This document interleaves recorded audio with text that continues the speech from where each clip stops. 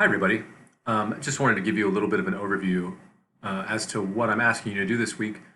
This week, we're getting started with noticing things about literature. We're working on beginning to close read these stories. And what I'm asking you to get started with this week is some Red Riding Hood stories. You'll see I'm on the homepage here. I just scrolled down a little bit to week two, making observations about short stories. So I'm gonna walk you through this fairly structured discussion board that I'm asking you to do. And then that discussion board will lead into the larger assignments, which again are called observations, which are structured short essays, essentially. So you'll notice the order I have these here. The Red Riding Hood packet discussion is right here. The Red Riding Hood packet itself is right here. It's always a really good idea to read the discussion board prompts first so you kind of know what you're reading for. So I'm gonna go ahead and click on that. So this may look like a lot, but it's not that bad. Basically, what I'm asking you to do is read all three versions of the stories and look for similarities in the characters of Red Riding Hood and the Wolf, as well as differences.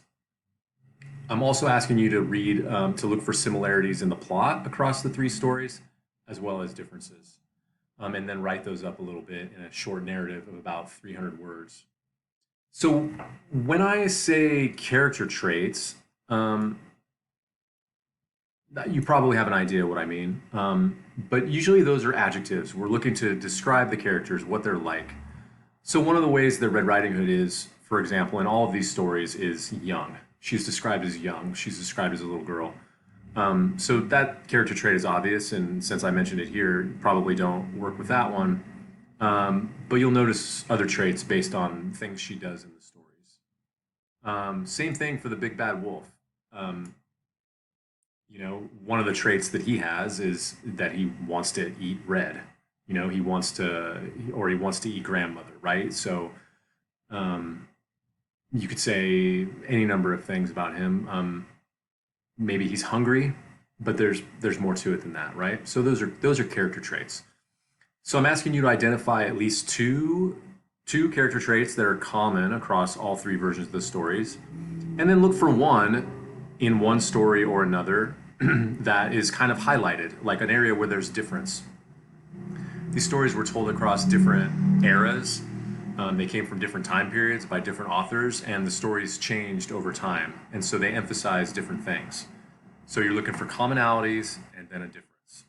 So you're doing that for two character traits with red, two for the wolf in common, and then at least one character trait that is different or expanded or emphasized or something like that. And then I'm looking for similar plot elements and then two different plot elements.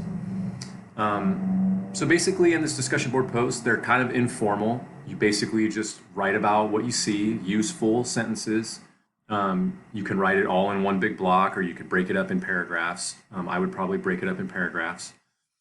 And that's basically it. Let me switch back real fast to show you what these stories look like. Oh, sorry, I'll go back to modules, which is what you're going to see. So here's what the Red Riding Hood packet looks like. Zoom in on this PDF. So it's a 4-page packet. First story is called The Story of Grandmother. As you can see, it's only this long. The next is by Charles Perrault. This is Little Red Riding Hood.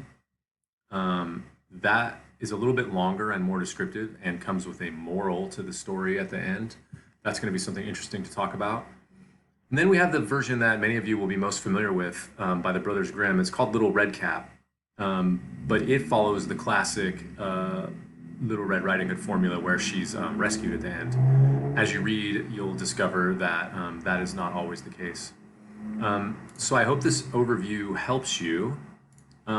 Please get in touch as soon as possible if you have any questions about the discussion board assignment. Once you do the discussion board, this is only the first step. After this, you guys are going to work in small groups to come up with a way to kind of put your observations or put what you noticed about the stories into a summary and then share with the class, and then that'll become the basis for a full class discussion. All right, so again, read over the discussion board, make sure you understand it, and then go back to the story and read the stories. And as always, I suggest that you annotate either electronically or print them out and use a pen. So, all right, enjoy the stories, everybody.